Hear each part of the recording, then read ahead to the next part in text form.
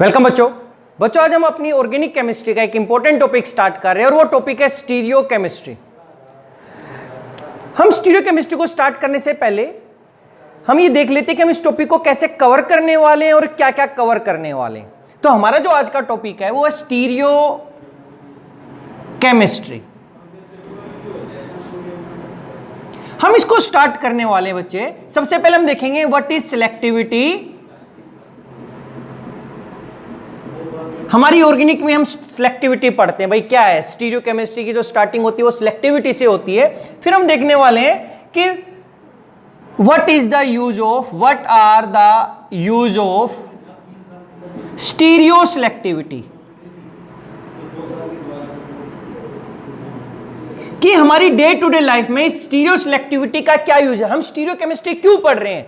तो सबसे इंपॉर्टेंट है हम वही चीज पढ़ना फेवर करते हैं जिसका हमारी डे टू डे लाइफ में यूज होता है। तो कहां कहां पर किस किस फील्ड में यूज होता है और कैसे यूज होता है ये हम पढ़ेंगे कि what is the use of stereo selectivity, या मैं बोल सकता था स्टीरियो केमिस्ट्री। फिर हम देखेंगे third, what is meant bye stereo chemistry, what is meant bye stereo chemistry, chemistry की डेफिनेशन क्या है या इसका क्या मीनिंग है। उसके बाद हम यहां पे करने वाले हैं what are different elements of symmetry, what are different elements of symmetry. बच्चे देखो, अगर हम स्टीरियो केमिस्ट्री को समझना चाहते हैं तो हमें डिफरेंट एलिमेंट्स ऑफ सिमेट्री पता होने चाहिए। 3-4 होते हैं, like plane of symmetry, axis of symmetry, inversion, improper axis of symmetry. तो ये क्या सिमेट्री एलिमेंट्स, हम इनको कवर करेंगे। उसके बाद यहां पर हमारे पास आ जाता है what is molecular chirality, what is molecular chirality, या what is a chiral molecule, या व्हाट इज कायरल मोलिक्यूल। इसके बाद हम पढ़ेंगे कि what are meant by absolute configuration, what is absolute configuration, and what do you mean by an enantiomer, and what is meant by enantiomers, what are enantiomers। हम इनको पहले ही cover करेंगे। अब इसके बाद क्या हो गया, 7th हमारे पास जो आ गया। फिर what are the different ways, what are the different ways through which we can introduce chirality, कि वो क्या क्या वे होगी, हम किस मेथड से कायरलिटी इंट्रोड्यूस कर सकते हैं या हमारे मॉलिक्यूल को कायरल बना सकते हैं। ये हम देखेंगे कि इसके अंदर की मॉलिक्यूलर कायरलिटी या कायरल मॉलिक्यूल का क्या मीनिंग है। उसके बाद हमारे पास आता है representation of A molecule, representation of A chiral molecule. बच्चे ये सबसे इंपॉर्टेंट पार्ट है यहां पे कि हम एक ही मॉलिक्यूल को कैसे रिप्रेजेंट कर सकते हैं अलग अलग डिफरेंट वेज में।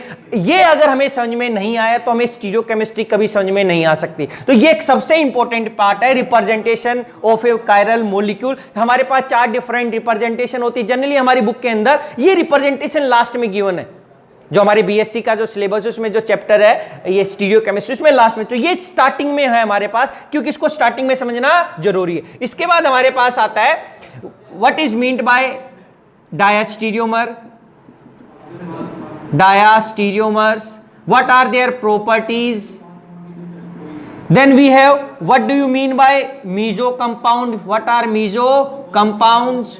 देन हमारे पास आता है resolution, how to, what is meant by resolution of enantiomers,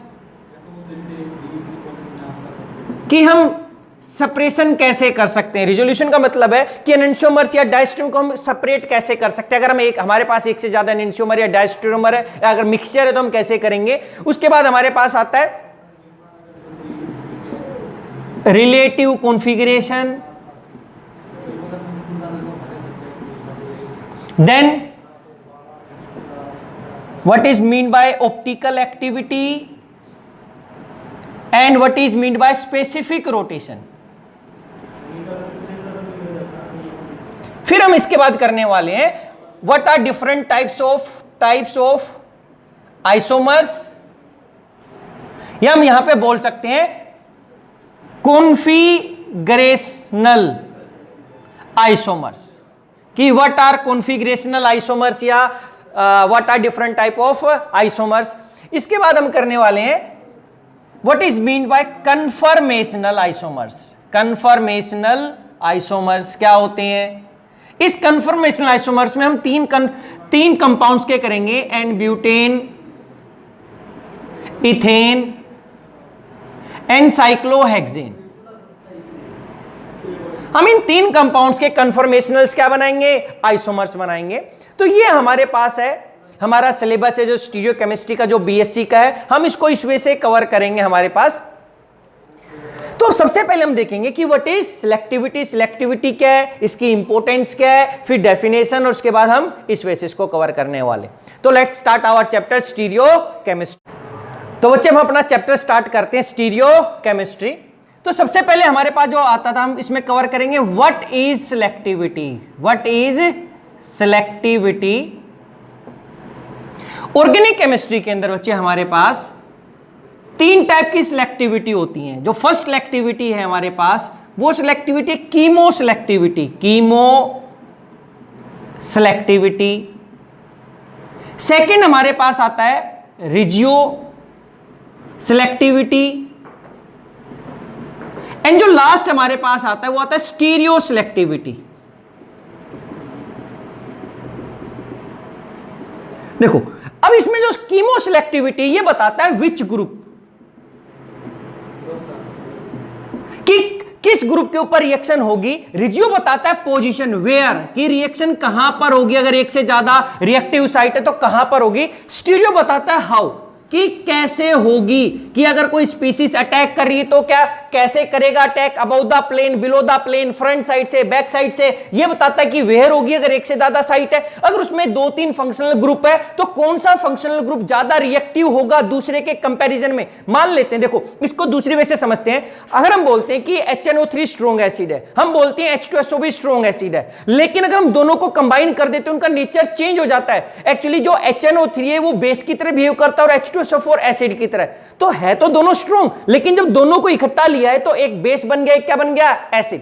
तो ऐसे ही क्या है, अगर एक से ज्यादा हमारे पास फंक्शनल ग्रुप होंगे तो किस ग्रुप पे रिएक्टिविटी होगी, जो ज्यादा रिएक्टिव होगा वो क्या बताएगा, कीमो सिलेक्टिविटी। तो कीमो सिलेक्टिविटी का मतलब क्या हो गया, it means reactivity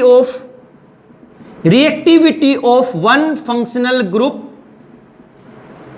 in presence of another, in presence of another।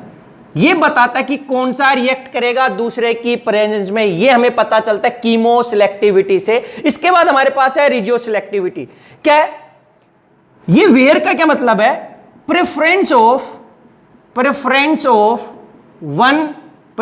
Of a chemical reaction to form one particular positional isomer। कह रहे कि इसकी वजह से, रिजियो सिलेक्टिव की वजह से जो हमारे पास बनता है वो क्या बनता है, पोजिशनल आइसोमर्स आते हैं। इनकी पोजीशंस में डिफरेंट, एक बार क्लोरीन 2 पोजीशन पे लग सकता है, एक बार 3 पे लग सकता है। तो हमारे पास अगर ऐसा आता है तो हम बोलते हैं पोजिशनल आइसोमर्स। स्टीरियो सिलेक्टिविटी में हम क्या बोलते हैं, preference of a chemical reaction, preference of A chemical reaction to form a particular stereoisomer। स्टीरियोआइसोमर हम बोल रहे हैं बच्चे यहां पर कि हमारे पास स्टीरियो सिलेक्टिविटी में क्या होगा, एक पर्टिकुलर स्टीरियोआइसोमर बनता है। देखो अब हम समझते हैं स्टीरियोआइसोमर का क्या मीनिंग है। देखो हम बोलते हैं हमारा कोई भी एक कंपाउंड एग्जिस्ट करता है तो उस कंपाउंड की एक ही मिरर इमेज होगी। आप हो, अगर आपने एक मिरर में देखा तो आपको एक आपके जैसा हमशक्ल उसमें दिखाई देगा। अगर आपने मिरर चेंज किया तो उसमें ऐसा नहीं कि आपके बाल खड़े हो गए या आपका हाथ टूट गया, ऐसा नहीं दिखाई देगा। जैसा आपको पहले मिरर में दिखाई दे रहा था वैसे आपको दूसरे में दिखाई देगा। अगर आप तीसरे मिरर में जाओगे तो एक, तो आपके जैसा एक ही इंसान होगा जो कि उस मिरर में एग्जिस्ट करेगा और वो और कहीं एग्जिस्ट नहीं करेगा। तो स्टीरियो आइसोमर्स का क्या मीनिंग है, हमने बोला है कि एक पर्टिकुलर स्टीरियो आइसोमर्स होगा। ये बोल रहा है कि बच्चे अगर मेरा मॉलिक्यूल कायरल है, इस कायरल को भी देखने वाले कि कायरल क्या है। अगर if molecule is chiral, if molecule is chiral then its mirror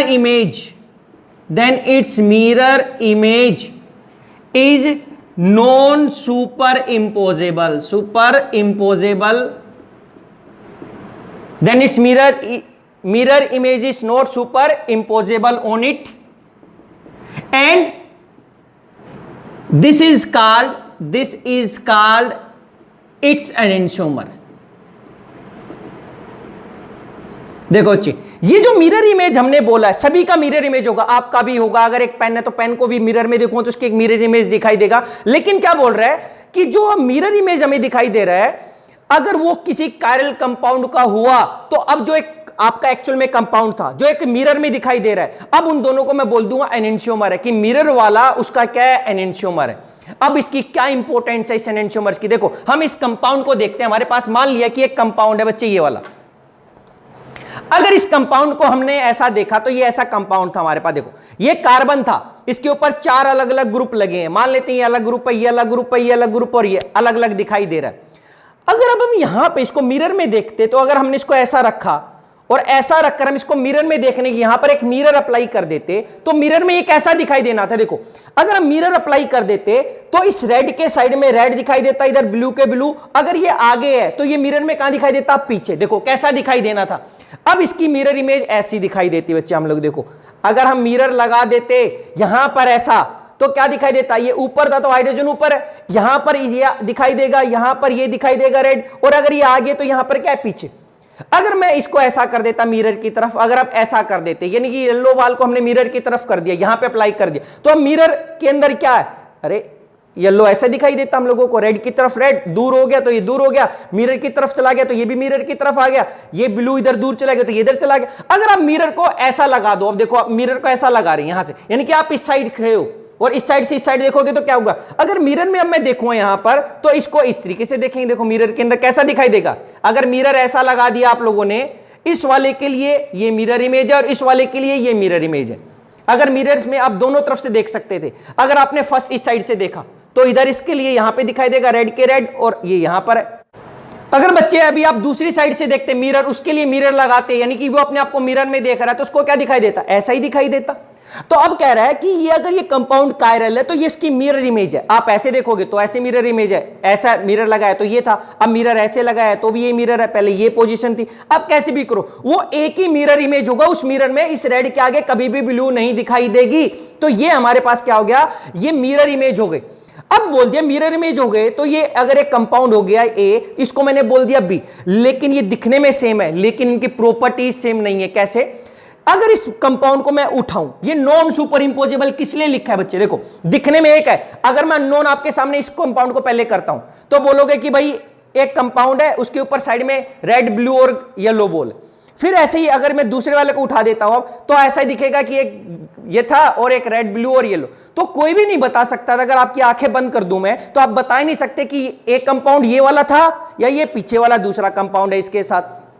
अब होगा क्या, इन दोनों को अगर मैं एक दूसरे के ऊपर सुपर इंपोज करूं, यानी कि आपने ये ऐसा रखा हुआ है, अगर मैं इसको उठाकर इसके ऊपर रखता हूं तो मैं देखूंगा कि इसके सभी एटम्स एक दूसरे के ऊपर इंपोज नहीं होंगे। देखो अगर मैं ऐसे रखता तो कार्बन और नीचे चला जाता इस तरीके से, तो कार्बन पे कार्बन आ गया, ठीक है, इस हाइड्रोजन पे ये हाइड्रोजन, येलो बॉल पे येलो बॉल, लेकिन रेड पे क्या आ रहा है, ब्लू, और इधर ब्लू पे क्या आ रहा है, रेड। यानी कि ये एक दूसरे के क्या है, सुपर इंपोजेबल नहीं है, ये एक दूसरे को बिल्कुल एक जैसी कवर नहीं कर सकते, इसलिए नॉन सुपर इंपोजेबल लिखा हम लोगों ने, यानी कि एक दूसरे के ऊपर इंपोज नहीं कर सकते। है तो मिरर इमेज, देखो इसमें कोई चेंज नहीं है, मिरर इमेज है। अगर ये मॉलिक्यूल कायरल हुआ तब क्या नहीं होगा, इसको अगर मैं उठाऊं ऐसे के ऐसे, ये जो मिरर इमेज थी ऐसे मिरर लगा रखा है, अगर मैं इसको उठा के इसके ऊपर रखता हूं बच्चे तो ये एक दूसरे को कवर नहीं करेगा। तो अब ये जो कंपाउंड है जो दिखने में इसके जैसा है, जो इसका हमशक्ल है, लेकिन अब ये प्लेन पोलराइज राइट को एक राइट डायरेक्शन में रोटेट करता है तो ये लेफ्ट में। इनकी केमिकल फिजिकल प्रॉपर्टी सेम होती है, दिखने में भी एक जैसे होते हैं, लेकिन इनकी एक जो प्रॉपर्टी ऑप्टिकल एक्टिविटी, यानी कि एक लाइट को, प्लेन पोलराइज्ड को लाइट में रोटेट करता है राइट डायरेक्शन में, तो एक लेफ्ट डायरेक्शन में करता है। तो इनको हम दोनों को डिफरेंशिएट केवल ऑप्टिकल एक्टिविटी के बेस पे डिफरेंशिएट कर सकते हैं। एक को हम लीवो रोटेटरी बोलेंगे, एक को क्या बोलेंगे, डेक्स्ट्रो। बाकी किसी मेथड से हम इन दोनों को डिफरेंशिएट नहीं कर सकते। अब इनका क्या है, इस ऑप्टिकल एक्टिविटी की वजह से इनकी प्रॉपर्टीज दोनों की सेम जो होना जरूरी नहीं है। ये हमारे लिए बेनिफिशियल हो सकता है, ये हमारे लिए हार्मफुल हो सकता है। दिखने में दोनों एक जैसे, अगर दोनों अगर 50-50 अमाउंट में प्रेजेंट है, 50-50 अमाउंट में प्रेजेंट है, मान लेते हैं कि 50% ए था, ये 50% इसका मिरर इमेज भी उसी में प्रेजेंट है तो दोनों अलग अलग कंपाउंड, क्योंकि ये कायरल मॉलिक्यूल थे, ये अलग अलग डायरेक्शन में रोटेट करते हैं लाइट को। अगर है तो हम उसको बोल देते हैं रेसिमिक मिक्सचर। अभी हम आगे कवर करने वाले हैं इसको, what is racemic mixture, what is Mizo compound. तो अभी ये समझने की बात थी कि हमने क्या बोल दिया कि अगर ये मॉलिक्यूल कायरल है, कायरल का मतलब सिंपल सा भी समझ लो कि 4 डिफरेंट ग्रुप लगे हैं किसी कार्बन पे तो कायरल हो जाएगा। ये 4 डिफरेंट ग्रुप लगे हैं तो ये कायरल, तो उसकी जो मिरर इमेज होगी वो एक दूसरे के ऊपर सुपर इंपोज नहीं होगी। ऐसे देखो नहीं हो रही है, यहां पे ब्लू के ऊपर क्या रहा है, रेड। अगर यहां पे मैं एक ग्रुप को चेंज कर दूं, अगर मैं इस ग्रुप को यहां पर रेड की जगह और इस रेड की जगह ब्लू कर दूं तो क्या होगा। देखो बच्चों, जो एक रेड बॉल थी हमने ब्लू से रिप्लेस कर दी है। अब क्या होगा, अगर मैं मिरर ऐसे लगा दूं, ये इस साइड से दिख रहा है, ये इस साइड से, तो दोनों को क्या दिखाई देगा, येलो की तरफ येलो, ब्लू की तरफ ब्लू, एक दूर या ऐसे। या आप मिरर ऐसे लगाते हो, आगे लगा देते ऐसे, तो ये ऐसे दिखाई देना था, इस टाइप से मिरर। अब आपने मिरर कहां पे लगा दिया, इन दोनों के ऐसे लगा दिया बीच में। पहले मिरर ऐसे लगा था, अब ऐसे लगा है, यानी कि यहां पर अगर मिरर है तो ये मिरर में अपने आप को देखेगा तो कैसा दिखाई देगा। देखो येलो इधर था, पीछे दिखाई देगा, ऊपर ये दिखाई देगा, ब्लू के पास ब्लू, ब्लू के पास ब्लू दिखाई देगा। ये मिरर इमेज था। अब मिरर इमेज तो अब इस कंपाउंड ए बोलूंगा, इसको बी, अगर बी बोलूंगा या नहीं बोलूंगा डिपेंड करेगा। अगर मैं इसको उठाऊं और इसके ऊपर रखूं, कैसे भी घुमा के रखूं, अगर मैं रखूंगा, देखो क्या हो गया, ब्लैक पे ब्लैक, येलो पे येलो, ब्लू पे ब्लू, ब्लू पे ब्लू और व्हाइट पे व्हाइट आ गया। इसका मतलब क्या है, ये सुपर इंपोज हो गया, इसने एक दूसरे को बिल्कुल कवर कर लिया, कोई एटम चेंज नहीं हुआ। रेड पे ब्लू या दूसरे पे येलो पे व्हाइट नहीं आया, ब्लू नहीं आया। अब ऐसे घुमा के नहीं रखेंगे कि हमने जबरदस्ती रख दिया कि भाई देखो एक येलो पे ब्लू आ गया, ब्लू पे। अरे हमने ऐसा देखना है कि सब एटम एक दूसरे के ऊपर हो जाए, तो ये सुपर इंपोज हो गया। अब इसको मैं इसका एनेंटियोमर नहीं बोलूंगा, ये दोनों एक ही हैं, ये अलग अलग नहीं है, ये दोनों एक ही डायरेक्शन में लाइट को रोटेट करेगा। ये कंपाउंड ऐसा है तो हमारे पास क्या बोला, कायरल मॉलिक्यूल की जो मिरर इमेज होगी वो मॉलिक्यूल कैसा होना चाहिए, कायरल। अगर मॉलिक्यूल कायरल है बच्चे तो हम देखेंगे कि होता क्या आने वाले वीडियो के अंदर। अभी तो कायरल होगा तो उसकी मिरर इमेज एग्जिस्ट करेगी, वो उसका हमशक्ल होगा, लेकिन अगर होगा तो सुपर इंपोज नहीं होगा। अगर वो सुपर इंपोज नहीं होगा तो उसको हम एनेंटियोमर बोलते हैं। ये एनेंटियोमर नहीं है क्योंकि ये सुपर इंपोज हो रहा है, एक दूसरे को कवर कर रहा है, उसमें नहीं करेगा तो वो क्या होगा, एनेंटियोमर। तो अब एक एनेंटियोमर, एक मिरर इमेज, तो उसको एक को बोल देंगे एक स्टीरियो आइसोमर, दूसरा स्टीरियो आइसोमर है, और उनका रिलेशन आपस में एनेंटियोमर है। एनेंटियोमर का मतलब हो गया उसका मिरर इमेज है वो, और वो एक्टिव है, वो प्लेन पोलराइज्ड लाइट की डायरेक्शन को रोटेट कर सकता है। तो देखो अभी हमने देखा कि हमने एक स्टीरियो आइसोमर बनाना फेवर किया, यानी कि पर्टिकुलर कि रेड और ब्लू दोनों से ए और बी जो हमने बनाया तो उसमें से एक को प्रेफरेंस दी। अब हमें प्रेफरेंस क्यों दी, हमें जरूरत क्या है, इसकी जरूरत है हमारी सबसे इंपॉर्टेंट जो ड्रग इंडस्ट्री है, जो फार्मास्यूटिकल इंडस्ट्री है, उसके अंदर देखो आप कोई भी मेडिसिन लेते हो, अब वो मेडिसिन है, अगर मैं एग्जांपल लिखता हूं यहां पर, देखो अब ये जो एनेंटियोमर है, एक को मैं आर बोलता हूं तो एक को एस बोलते हैं, यानी कि एक को बोल सकते हैं लीवो रोटेटरी, एक को बोल देते हैं डेक्स्ट्रो रोटेटरी,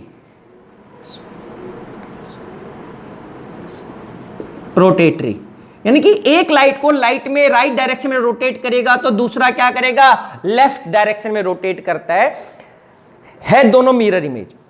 अब अगर दोनों 50-50% में प्रेजेंट होते हैं, 50-50, तो उसको हम बोल देते हैं रेसिमिक मिक्सचर। क्या, रेसिमिक। अब हम कभी कभी एक की रिक्वायरमेंट होती, कभी हमें दूसरे की रिक्वायरमेंट होती, कभी कभी दोनों की रिक्वायरमेंट। कैसे, हमारे पास कुछ कॉमन ड्रग्स हैं जो मेडिसिन हम जनरली हमारी डे टू डे लाइफ में यूज करते हैं। देखो हम लिख देते हैं सिट्राजिन, CETRIZIN, सिट्राजिन। ये एक्चुअली एक रेसिमिक मिक्सचर है, ये एंटी एलर्जिक ड्रग होती है, काफ़ी जगह यूज़ हम करते हैं। एलर्जी के अंदर स्नीजिंग हो रही है, कफ हो रहा है हमारे, अगर मौसम चेंज होने से कुछ हमें एलर्जी टाइप हो गई, स्किन की एलर्जी होगी, तो हम क्या बोलते हैं, सिट्राजिन यूज़ करते हैं। अब ये सिट्राजिन है रेसिमिक में, यानी कि इसके अंदर 50% हमारा लीवो कंपाउंड होता है और 50% हमारा dextro, DEXTRO, dextro rotatory, DEXTRO dextro rotatory, rotatory,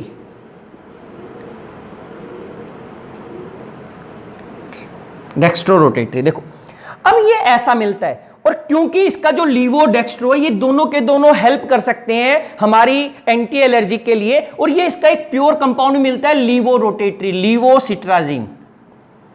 देखो मार्केट में ये दोनों नाम से मिलती है, सिट्राजीन के नाम से भी और लीवोसिट्राजीन के नाम से भी। अब ये लीवो का मतलब इसके अंदर प्योर एनेंशियोमर है, एक ही आइसोमर है, कौन सा, जो राइट डायरेक्शन में लाइट को रोटेट करता है। इसके अंदर दोनों होते हैं, ये रेसिमिक लिखा नहीं होता, इसमें दोनों प्रेजेंट होते हैं। एक्चुअली इसका ना तो लीवो का कोई साइड इफेक्ट होता हमारी बॉडी में इतना, ना ही डेक्स्ट्रो का होता है। ऐसे ही हमारे पास एक ड्रग और है जिस ड्रग को हम बोलते हैं एम्लोडिपिन, AMLODIPE, एम्लोडिपिन। ये हमारी एंटी, अगर हमारा ब्लड प्रेशर हाई हो जाता है तो ये ब्लड प्रेशर को लोअर करने में हेल्प करता है। जो एम्लोडिपिन है बच्चे, ये भी रेसिमिक की फॉर्म में मिलता है, रेसिमिक मिक्सचर, यानी कि दोनों प्रेजेंट होते हैं। और इसका एक लीवो एम्लोडिपिन भी मिलता है मार्केट में। ऐसी हमारे पास एक और है ओफ्लेक्सिन, OFLAXA, ओफ्लेक्सिन। ये भी रेसिमिक में भी मिलता है और यहां पर लीवो के अंदर भी मिलता है, लीवो ओफ्लेक्सिन। एंटीबायोटिक हो गया हमारे पास ये, तो ये तो कॉमन था। देखो हमारी जो ड्रग है उसके अंदर हमारे दोनों आइसोमर भी हो सकते हैं, हमारे एक प्योर भी मिल सकता है, प्योर अवेलेबल है, इसके अंदर किसी का भी साइड इफेक्ट नहीं। लेकिन कभी कभी क्या होता है, हमारी बॉडी को केवल एक ही ऐसा होगा कि दिखने में दोनों एक जैसे थे, लेकिन एक हमारी बॉडी के लिए यूजफुल है, दूसरा हार्मफुल है। कैसे? हमारी कुछ ड्रग्स मिलती हैं हम लोगों को, क्या, हमारी जो फर्स्ट ड्रग है वो है हमारे पास लाइक इथम ETHAMBUTOL, इथम ब्यूटोल। जो इथम ब्यूटोल है बच्चे, ये ट्यूबरक्लोसिस में यूज करते हैं, ट्यूबरक्लोसिस में, टीबी के अंदर हम यूज करते हैं, ट्यूबरक्लोसिस के अंदर। और इसका क्या है, SS आइसोमर हम यूज करते हैं जो इसका बेनिफिशियल है। लेकिन अगर इसका एनेंशियोमर प्रेजेंट होगा RR, तो वो क्या करता है, वो ब्लाइंडनेस कर देता है, अंधा बना सकता है इंसान को। तो इसका मतलब है अगर ये मार्केट में अगर ये मेडिसिन मिलेगी, तो ये मेडिसिन जो मिलेगी बच्चे, उसका अगर दोनों आइसोमर प्रेजेंट हुआ तो आप ट्यूबरक्लोसिस को तो ठीक कर रहे हो, लेकिन धीरे धीरे उस इंसान को अंधा भी बना रहे हो। तो इसलिए ये एनेंशियोमर हमें उसमें नहीं रिक्वायरमेंट होता है, तो ये नहीं होगा उसके अंदर, हमें प्योर कंपाउंड चाहिए, रेसिमिक नहीं चाहिए। तो अब हमें एक पर्टिकुलर यही बनाना पड़ेगा, ये वाला नहीं बनाना, क्योंकि हमें ट्यूबरक्लोसिस को ठीक करना, आदमी को अंधा नहीं करना था। तो ये एक मेडिसिन थी जिसमें एक का क्या था, हार्मफुल इफेक्ट था, एक का क्या था, बेनिफिशियल था हमारी बॉडी। ऐसी हमारे पास अगर हम दूसरी ड्रग की बात करते हैं तो दूसरी है नेफ्रोक्सन, NAPROXEN, नेप्रोक्सन। इसके अंदर भी हमारे पास दो आइसोमर है। जो एक्चुअली जो S आइसोमर होगा वो आर्थराइटिस, ARITHRITIS, आर्थराइटिस में हमारा क्या होता है, S आइसोमर यूजफुल होता है। लेकिन जो अगर इसका R आइसोमर होगा बच्चे, वो लीवर पॉइजनिंग कर देगा, लीवर पॉइजनिंग R, यानी कि हमें मार डालेगा। अगर उस ड्रग के अंदर इसका मिरर इमेज ही प्रेजेंट हुआ तो हम R से मारे जाएंगे, हमारा लीवर जल्दी खराब हो जाएगा। हमें केवल एक ही जरूरत है आर्थराइटिस को ठीक करने के लिए, कौन सा, नेप्रोक्सन। ऐसे ही हमारे पास डोपा होता है, डोपा, DOPA, डोपा। ये मेडिसिन हम यूज करते हैं, ये हम बोलते हैं Parkinson disease, PARKI, Parkinson disease में यूज करते हैं। इसका भी एक आइसोमर हमारे लिए यूजफुल है, one is useful, other is harmful. देखो इसलिए अगर यूजफुल है, हार्मफुल है, तो हमें एक ही बनाना पड़ेगा। अगर दोनों में से किसी का साइड इफेक्ट नहीं तो हमें कोई मैटर नहीं करता, क्योंकि जो सप्रेशन होता है आइसोमर्स का, ये एनेंशियोमर्स का, वो डिफिकल्ट और कॉस्टली मेथड होता है। तो इसलिए हम ड्रग तो बना दिया, जब हम रिएक्शन लगाते हैं तो दोनों आइसोमर्स बनते हैं हमारे पास। कुछ परसेंट में हमारे पास एक आइसोमर बनेगा, उसका मिरर इमेज भी बनेगा। तो अब क्या है, हमें प्योरिटी चाहिए। अगर हमारा एक आइसोमर बेनिफिशियल, एक यूजफुल है, तो वो कॉस्टली हो जाता है। अगर जो डेवलपिंग कंट्री, उसमें मैक्सिमम जो ड्रग्स मिलती हैं वो रेसिमिक की फॉर्म में मिलती हैं, क्योंकि ये जो मेथड है सेपरेशन वाला, जिसको हम रिजोल्यूशन ऑफ एनेंशियोमर करते हैं, कॉस्टली होता है। लेकिन जो ड्रग्स, काफी ऐसी ड्रग्स होती हैं जो हमारी डेवलप्ड कंट्रियों में बैन है। पैरासीटामोल USA में बैन है, वहां पे हमारे पास एविल, वो भी बैन है, लेकिन हमारे इंडिया में चलता है। क्यों? क्योंकि वहां पर अलग रेगुलेशन है, यहां पे अलग है। क्योंकि हम सभी हमारी मेडिसिन जो ड्रग्स हैं उनको एंशोमेरिकली प्योर नहीं बना सकते, काफी कॉस्टली हो जाएगा, उसका रेट का जो हमारा ट्रीटमेंट का है वो ज्यादा इंक्रीज हो जाएगा। जो अभी पहले 1 रुपए में एक टेबलेट आ रही है उसी का रेट 20 रुपीज पर टेबलेट हो जाएगा। तो हमारी जो कंट्रीज हैं वो डेवलपिंग है और इतना हम जो कॉस्ट है वो अफोर्ड नहीं कर सकते, इसलिए मैक्सिमम रेसिमिक मिक्सचर। लेकिन जहां पर सीरियसली हार्मफुल इफेक्ट्स हैं, अगर ज्यादा हार्मफुल इफेक्ट है तो वहां पे हमें प्योर चाहिए, तो वहां पे प्योर भी मिलती है। अब देखो ये तो अभी एक ही चाहिए था इन दोनों के लिए हम लोगों को, इन तीनों मेडिसिन का। लेकिन हमारे पास एक ऐसी मेडिसिन भी हो सकती है जो ऑलवेज रेसिमिक ही मिलती है, उसमें हम प्योर बनाया नहीं। अगर आप ऐसी मेडिसिन होगी तो उस मेडिसिन का जैसे हम एग्जाम्पल लिख देते हैं थैलिडोमाइड, थैलिडोमाइड यहां पे लिख देते हैं बच्चे, थैलिडोमाइड THALI, थैलिडो DOMIDE, थैलिडोमाइड। देखो ये जो थैलिडोमाइड है ये क्या होगी हमारे पास, ये हमारे पास मॉर्निंग सिकनेस में, मॉर्निंग सिकनेस, ये डिजीज का नाम है मॉर्निंग सिकनेस में इसका ट्रीटमेंट होता है। इसका एक एनेंशियोमर, वन एनेंशियोमर इसमें यूज होता है। लेकिन जो दूसरा होता है इसका एनेंशियोमर वो साइकोलॉजिकल डिसऑर्डर्स में, साइकोलॉजिकल डिसऑर्डर्स में या बिफोर बर्थ, जो हमारे वोम होता है, जो बच्चा होगा बिफोर बर्थ, उसके अंदर अगर कुछ डिसऑर्डर्स हैं तो वहां पर इसको ट्रीटमेंट के लिए, उस ट्रीटमेंट को ठीक करने के लिए हम थैलिडोमाइड ड्रग का यूज करते हैं, साइकोलॉजिकल डिसऑर्डर्स। लेकिन दिक्कत क्या होगी, ये जो ड्रग मिलती है केवल रेसिमिक की फॉर्म में ही मिलती है। किसमें? रेसिमिक की मिक्सचर की फॉर्म में ही मिलती है, ये प्योर नहीं मिलती। इंडिया में भी क्या हुआ, अगर किसी पर्सन को या किसी लेडी को अगर मॉर्निंग सिकनेस डिसीज है, ये लेडीज में होती है जनरली, हमारे पास मैक्स उसी में होती है, लेडीज में ही होती है, अगर उसको है तो इसको ट्रीटमेंट के लिए अगर किसी डॉक्टर ने थैलिडोमाइड लिखा तो क्या होगा, इसका दूसरा आइसोमर भी प्रेजेंट है। अरे उसको साइकोलॉजिकल डिसऑर्डर तो है नहीं, अब वो साइकोलॉजिकल डिसऑर्डर को ट्रीटमेंट में यूज होता है दूसरा आइसोमर, अगर ये प्रेजेंट है तो उसको क्या दिखाई देगा, साइड इफेक्ट होने लग जाएंगे। अगर हम लॉन्ग टर्म देंगे तो वो मॉर्निंग सिकनेस तो ठीक हो जाएगी, लेकिन वो साइकोलॉजिकल डिसऑर्डर हो जाएगी, उसके अंदर दूसरी दिक्कत हो जाएगी साइकोलॉजिकल। अगर किसी को साइकोलॉजिकल डिसऑर्डर है, अगर ये देंगे तो उसके अंदर मॉर्निंग सिकनेस के सिम्टम्स आने स्टार्ट हो जाएंगे, क्योंकि वो तो है ही नहीं, फिर भी हम ड्रग ले रहे हैं तो उसके साइड इफेक्ट दिखाई देंगे। तो ये ऐसी ड्रग है बच्चे जो रेसिमिक में मिलती है, जिसमें एक का, दोनों का आइसोमर्स का बेनिफिशियल था, एक अलग डिसीज के लिए दूसरा अलग के लिए। अगर आपको एक ही डिजीज है, एक का लेना तो दूसरा आप एक्स्ट्रा ले तो साइड इफेक्ट दिखाएगा। कुछ ऐसे कंपाउंड है स्टीरियोआइसोमर्स हैं जिसमें एक का यूज है, एक का नहीं है, एक डायरेक्ट ही हार्मफुल है, इसमें हार्मफुल नहीं था, दोनों के बेनिफिशियल थे अलग अलग, फिर भी एक हार्मफुल हो गया। इसमें कुछ हमारे पास ऐसी ड्रग्स होंगी जिसमें क्या होगा, एक यूजफुल है एक हार्मफुल है, तो एक आपको हार्मफुल वाले को निकालना पड़ेगा। अगर ये रख दिया तो डायरेक्ट हार्मफुल इफेक्ट आएंगे। फिर एक ऐसी ड्रग्स होती है हमारे पास जिसके अंदर क्या हो गया, दोनों के दोनों प्रेजेंट हो सकते हैं, लीवो डेक्स्ट्रो यानी कि मिरर इमेज होगा, लेकिन किसी का भी हार्मफुल इफेक्ट नहीं, तो उसको हमें प्योर करने की जरूरत नहीं। तो इन ड्रग्स को प्योर करने की जरूरत है हम लोगों को, लेकिन ये जनरली ऐसे नहीं मिलता, ये प्योर 100% प्योरिटी के साथ नहीं मिलती। इसलिए जो भी आप ड्रग या मेडिसिन लेते हो उसके कुछ ना कुछ साइड इफेक्ट होंगे। ऐसी कोई मेडिसिन मार्केट में नहीं है जिसके ऊपर साइड इफेक्ट ना लिखा हो। जब आप पैरासीटामोल लेते हो तो उस पर लिखा होता है कि डोंट टेक, इसको ओवरडोज ना करे, आपको स्किन रैशेस हो जाएंगे, आपका लीवर डैमेज हो जाएगा। तो 2-4 टैबलेट खाने से ऐसे नहीं होगा। अगर आप डेली 10 टैबलेट खाओगे तो 1 महीने में आपका लीवर खराब हो जाएगा, क्योंकि इसके दूसरा आइसोमर प्रेजेंट है, उसकी दूसरे साइड इफेक्ट्स होंगे, इसलिए हो गया। तो यहां पर हमारी जो डे टू डे लाइफ की एक्टिविटी में सबसे ज्यादा इंपॉर्टेंस हो गया किसका, अगर हम कोई भी ट्रीटमेंट कर रहे हैं अपना किसी भी एलिमेंट का, तो यहां पर हमारे लिए इंपॉर्टेंस हो जाती है स्टीरियो सिलेक्टिविटी, यानी कि स्टीरियो केमिस्ट्री की। दिखने में कंपाउंड एक जैसे होंगे, उनकी केमिकल रिएक्शन एक जैसी होगी अगर मैं किसी के साथ रिएक्ट करवाऊंगा, लेकिन उनकी प्लेन पोलराइज्ड राइट जो रोटेट करते हैं वो अलग अलग होते हैं, और हमारी बॉडी के अंदर उनका अलग अलग हम बोल सकते हैं फंक्शंस हो गए, बेनिफिशियल, हार्मफुल और बोथ बेनिफिशियल। तो हमें इसलिए जरूरत है इसको समझने की। तो अब हम समझते हैं, इसके बाद सिलेक्टिविटी देखा, टाइप्स ऑफ सिलेक्टिविटी देखा, इसका ये यूज था हमारे पास। यूज किस में था, ड्रग इंडस्ट्री के अंदर हमारे पास यूज है इसका, बाकी और जगह इतना यूज नहीं है हमारे पास। तो अब इसके बाद आता है व्हाट इज स्टीरियो केमिस्ट्री।